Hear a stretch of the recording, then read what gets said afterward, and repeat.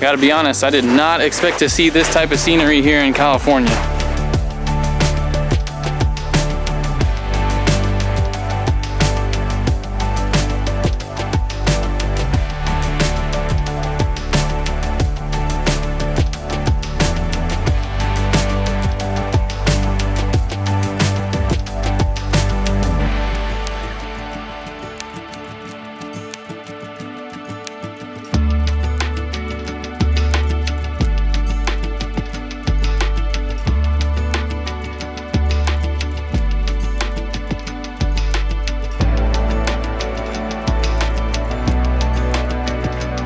We've spent the last few days exploring San Diego, but we're actually leaving the California coast for a bit to go to the desert and visit some national parks before heading back down to the coast in a few weeks. And over the next couple days, we're gonna be road tripping from San Diego to Joshua Tree and making some fun and unique stops along the way.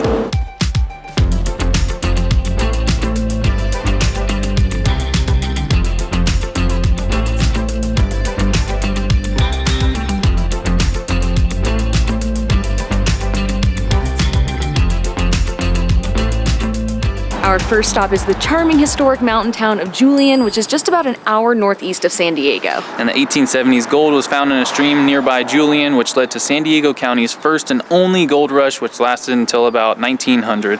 Around the same time, someone brought a wagon load of young apple trees and they thrived in the climate in the area. And today, Julian is famous for its apple pies, which, of course, naturally is why we're here.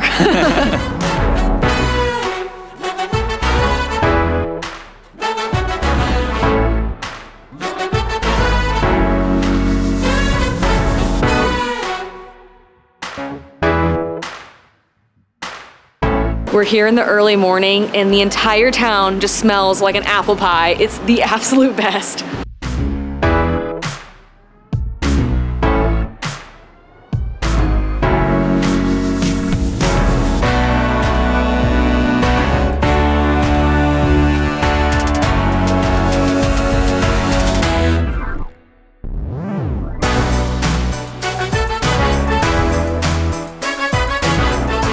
There are tons of places in this little town to get apple pie, but we came to Julian Pie Company. This thing looks so delicious. We got a caramel Dutch apple, and the Dutch means that there's a crumble on top, and then there's also the caramel. There's a drizzle underneath all this ice cream that we got piled on top.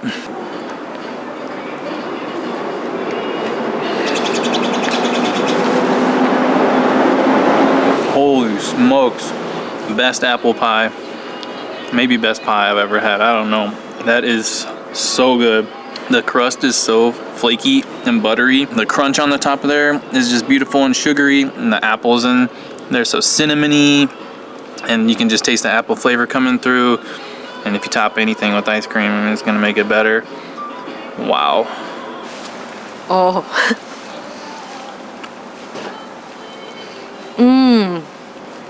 Dang. We are not pie connoisseurs. We don't even eat pie that often, but I agree. Hands down, one of the best apple pies or pies I've ever had. Oh, that crunch on top, the crumble is so beautiful. And then the apples are just so tender and nice and soft and cooked really well. So just like the texture of the crunch and the softness of the apples, so good. Apple pie, breakfast of champions.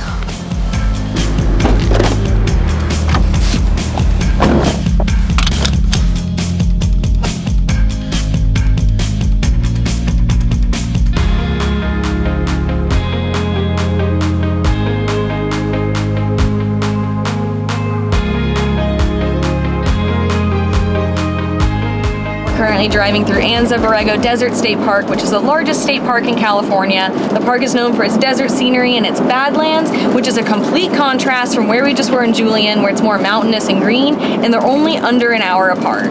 While there are things to do in the park that don't require 4x4, the number one thing we wanted to do in the park, Fonts Point, does require 4x4, so we're gonna skip the park for this time and then come back at a later day when we have a more suitable vehicle.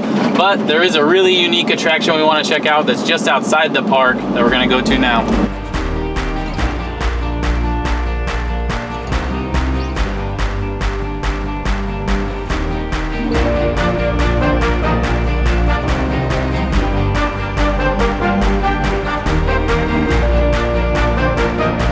Just outside of the state park is the town of Borrego Springs, which has 130 sculptures known as the Galleta Meadows sculptures. This all started back in 2008 when Dennis Avery, who owns the land, thought it would be cool to have sculptures on it and enlisted the help of artist Ricardo Bracetta to bring his vision to life.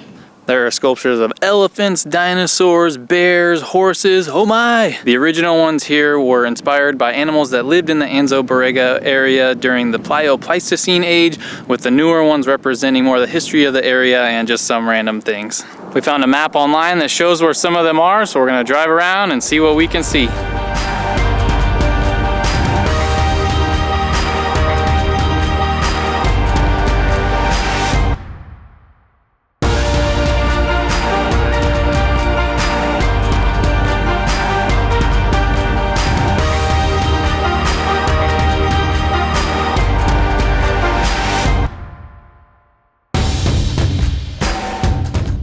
This serpent right behind me is my favorite one so far. I don't know if you can tell, but it goes all the way across the road. It is massive.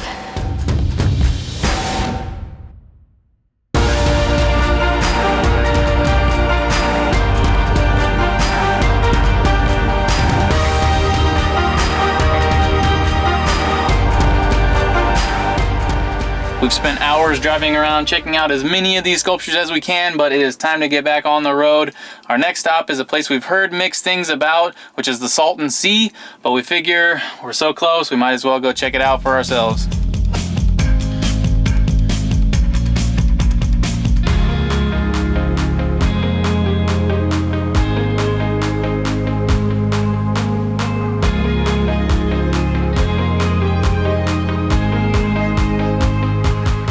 So a little bit of history on the Salton Sea. It's actually California's largest lake, and it sits at 236 feet below sea level at its lowest area.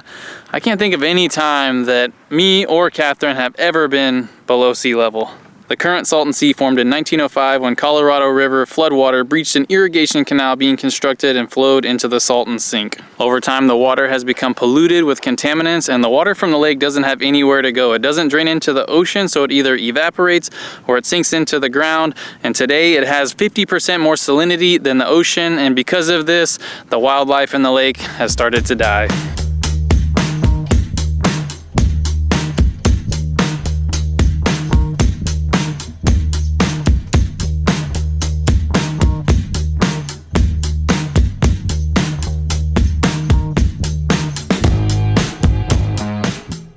There are quite a few areas to explore along the Salton Sea, but we came to Bombay Beach, which was once a popular getaway and resort area in the 1950s and 60s before the water quality started to deteriorate and the area became a ghost town.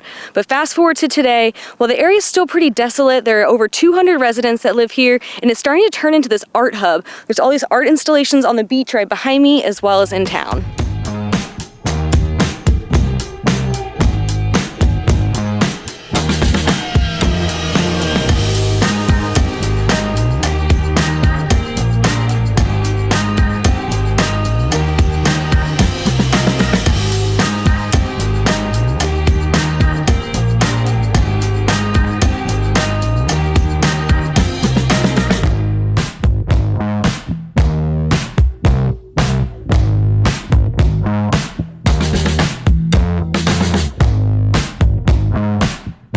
So as we mentioned, we had heard some mixed things about visiting the Salton Sea. The biggest complaint is that it smells, and when the wind hits you just right, and in certain areas, it definitely has a funky odor to it. We'd also seen some photos of dead fish, which we didn't personally see here, and some people just say it's kind of like apocalyptic, and maybe it's not what they expected. I think if you come into it knowing a little bit about the history and what it is, you can come and really appreciate it.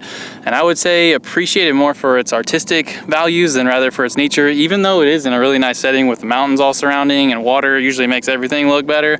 But walking around here and all the art installations and things kind of reminded me of Marfa, Texas kind of vibes. But overall, I think we both enjoyed it. It was very unique and interesting and fun, and I'm glad we came.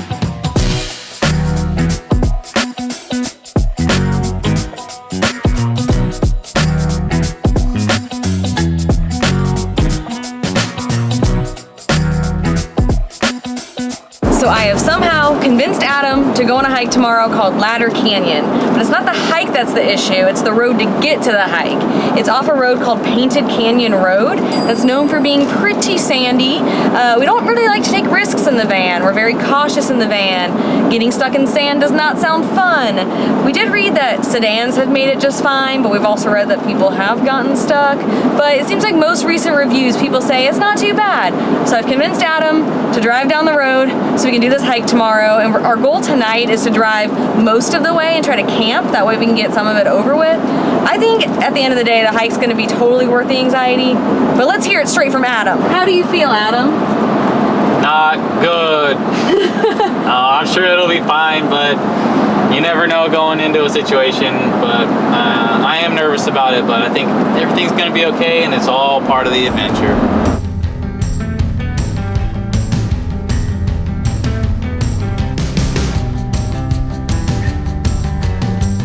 All right, here we go. All good so far.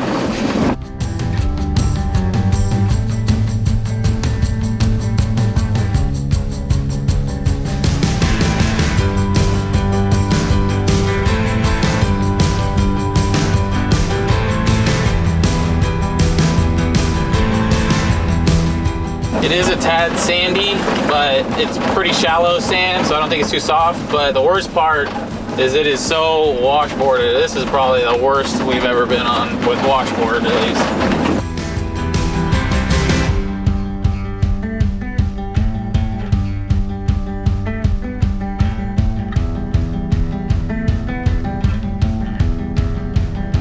This drive has been very beautiful so far. It's getting us even more excited for this hike tomorrow.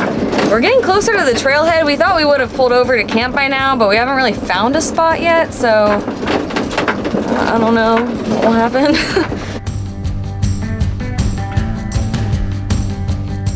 All right. We made it! Home sweet home. So we ended up driving all the way to the trailhead. We don't see any signs here that say you can't stay here, so I guess this is our home for the night, and it'll make tomorrow morning even easier.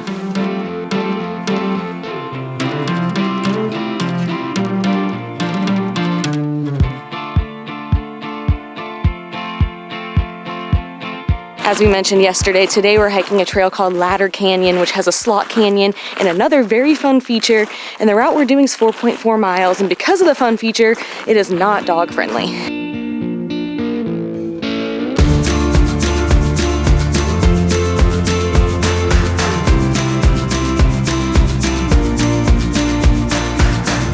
So the first part of the trail, you're just walking through this canyon on just sand and gravel, but it's very helpful to have the All Trails map downloaded so that you know where to go. But you also have this big arrow here that'll help guide the way up into that slot canyon there.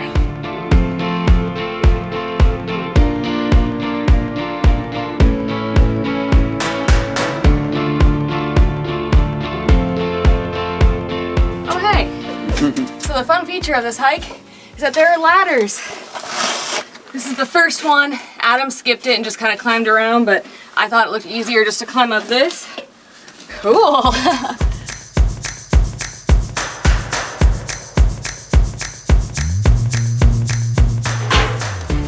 These are not secured to the rock, just so you know.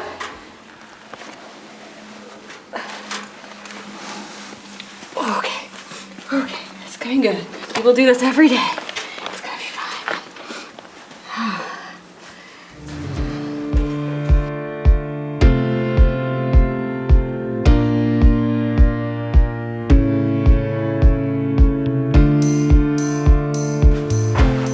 Whoa.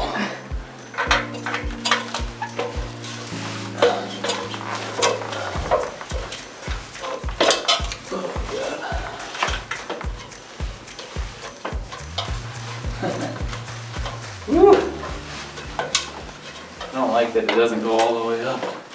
Yeah, where do you go once you get to the top? Gotta keep going.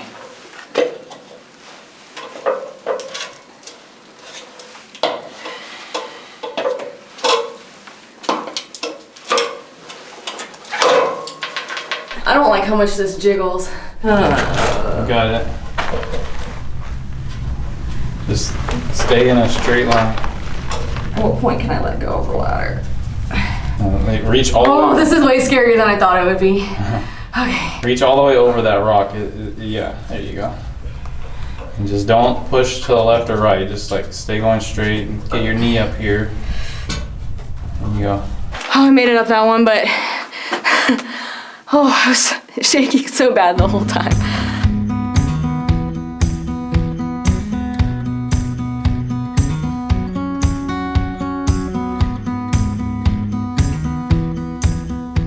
As we've mentioned in previous videos where we've hiked through slot canyons, always be sure to check the weather before you come out. Make sure there's no rain in the immediate area because flash flooding can happen in slot canyons and it can obviously be super dangerous.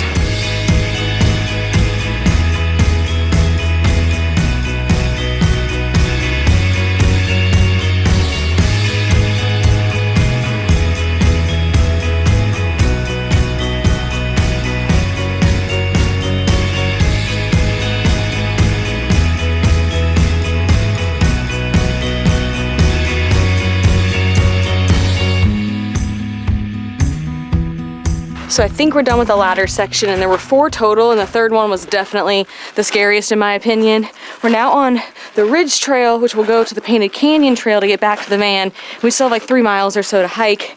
There are other ways to get down though. There's one route where you go down ropes, but I had a hard enough time with those ladders. There was no way I was going down some ropes.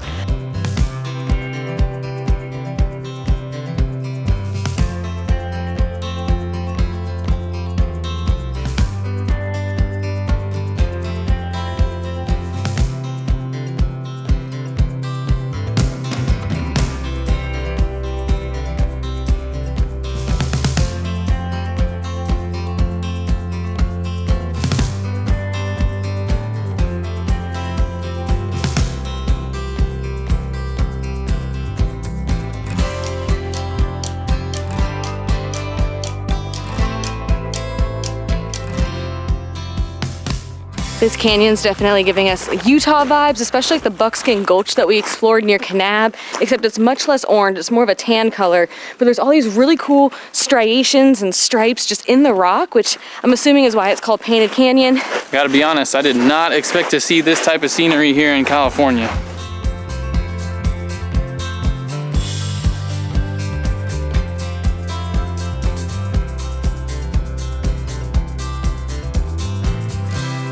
We just found another ladder. This one actually looks secured to the wall, so I like it better already.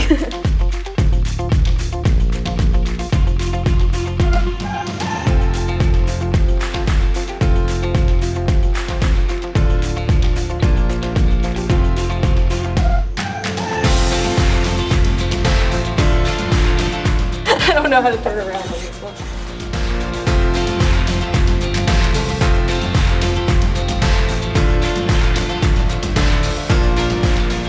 We made it back. It ended up being 5.6 miles, so more than we thought it would be, but it was such a fun and unique hike. But now, for the moment of truth, will we get out of here without getting stuck? Gotta push our luck. Hopefully we don't get stuck.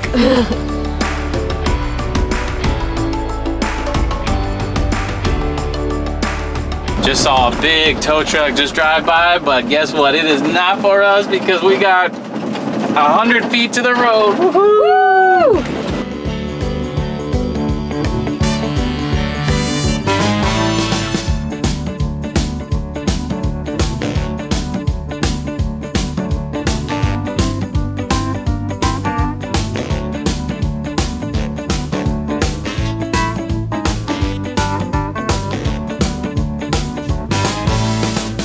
No California road trip is complete without In-N-Out Burger. We've had In-N-Out quite a few times in our life. When we first tried it, I didn't fully get the hype, but every time we have it, I just love it more. We got the double protein style, so we got 2 meat, 2 cheese, lettuce wrapped, and we got some fries. It is so dang good. All that cheese in there. Ooh, heck yeah.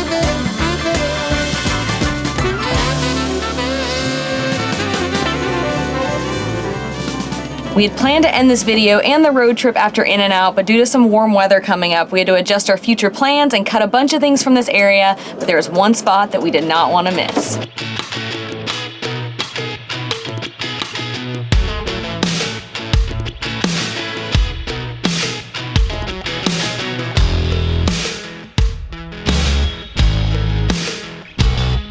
So fun fact about California, it grows 90% of the dates grown here in the United States, with 49,300 tons grown in 2020, and most of them come from here in the Coachella Valley. At the end of the 19th century, the Department of Agriculture had a program where they sent men all across the world looking for crops to bring back to the United States, and after visiting North Africa and the Middle East, where dates are grown, they decided that the dates would do well in the dry climate here in the Coachella Valley. And now when you drive around the area, you see tons of these date palm farms all over the place, and we came to Shields Date Garden to try a date shake.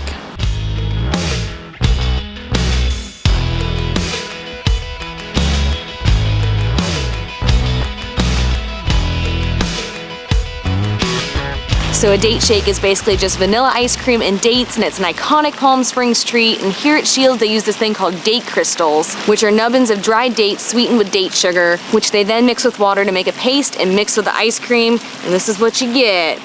You can see all of the dates in there. There are tons of little flecks of dates. It smells kind of like vanilla ice cream, smells really sweet. I have no idea what to expect of this. It's thick. I can't get it through the straw. Okay, we're gonna take a different approach. This could be disastrous though. Ooh, that's super good. I don't really know how to describe it. It's kind of just tastes like vanilla, but it almost has like a little bit of a texture to it, maybe from all the dates in there. It's sweet, creamy, it's good. It kind of tastes like caramely, I would say. Oh. It's kind of just like an elevated vanilla milkshake. Yeah, very vanilla-y, but like you said, elevated vanilla. Kind of a little bit of caramel taste. Yeah, it's kind of hard to describe, but it is just delicious. Fresh tasting too. They also give you the largest size ever for this milkshake. This is 24 ounces. It was $8 and we're splitting it because it is a lot and it's so sweet, but the more I drink it, the more I love it, and I don't want to share it with Adam at all. They also have a scandalous movie. Ooh la la. I don't know how I feel about that. You might have to go watch it. You gotta learn, right? Not many people realize that growing the finest dates in the world is the most expensive crop to produce. That was actually super interesting, and we learned that date palms don't reproduce themselves. Humans have to help them, and there is just so much work that goes into growing dates.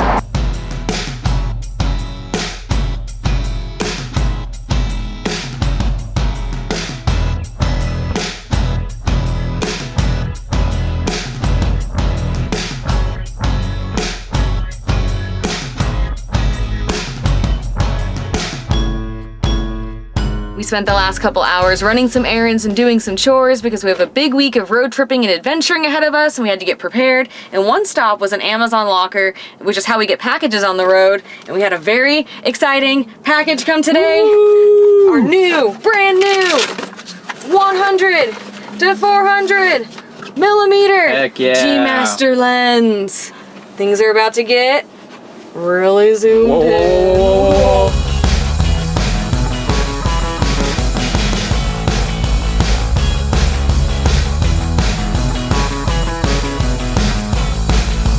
We're on our way to our campsite, and it is ridiculously windy.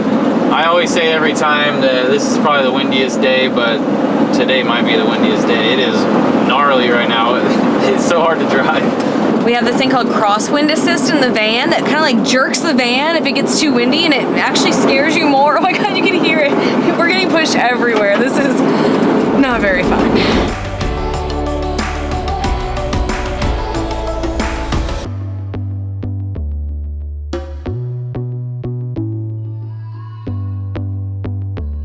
All right, we made it to our free camping area for the night. It's just a big, giant, open lot, almost as far as you can see, but this is gonna officially end this road trip. We are just outside Joshua Tree National Park, which is where we're gonna explore next. I would not wanna sit on that toilet. Ouch. Yikes. People said they like our dancing and we shouldn't stop, so